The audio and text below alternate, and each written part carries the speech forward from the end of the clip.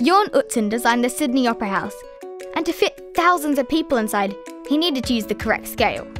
In this exercise, you're going to make a set of scale figures of yourself. You can use these in all the Utzon's Universe projects to help you have the correct scale when designing.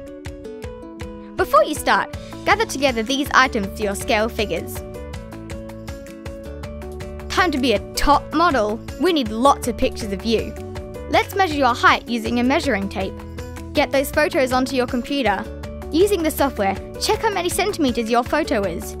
Using your height measurement, scale your photo figure to be 1 to 20, 1 to 50, and 1 to 100 scale.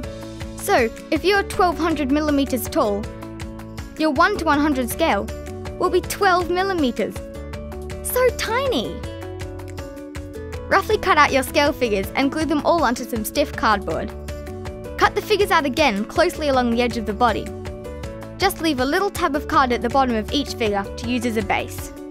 A little bit of blue tack can help stabilize your figures. Look at you! You can now fit in a scale model treehouse!